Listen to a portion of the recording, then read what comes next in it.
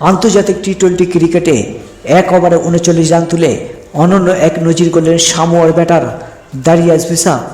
এদিন তিনি 2007 সালে যুবরাজ সিংয়ের এক ওভারে 6 ছক্কায় 36 রানের রেকর্ড ভেঙে নতুন রেকর্ড গড়লেন দারিয়াস ভিসা। এদিন তিনি টি-20 বিশ্বকাপের যোগ্যতা অর্জন পর্বে খেলায় সামোয়া বনাম ভানুয়াতুর ম্যাচে 15তম ওভারে ভানুয়াতুর পেসার নলিন লিপিকর ওভারে 39 রান নিয়ে যা আন্তর্জাতিক টি-20 ক্রিকেটে এক ওভারে সর্বোচ্চ রান নেওয়ার নজির গড়লেন দারিয়াস ভিসা। এছাড়াও সামোয়ার হয়ে প্রথম ব্যাটার হিসাবে আন্তর্জাতিক ক্রিকেটে 17 রান হাঁকিয়ে কীর্তি গড়েছেন তিনি।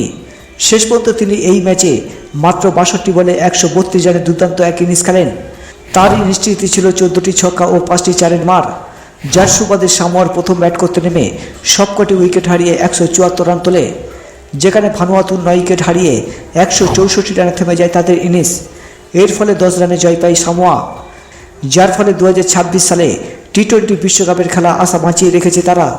আন্তর্জাতিক টি-20 ক্রিকেটে এর আগে সর্বোচ্চ রান ছিল 36, যা 2007 সালে ইংল্যান্ডের স্টুয়ার্ট ব্রডের ওভারে 6 ছক্কা হাঁকিয়ে এই রেকর্ড গড়েছেন ভারতের অন্যতম ব্যাটসম্যান যুবরাজ সিং।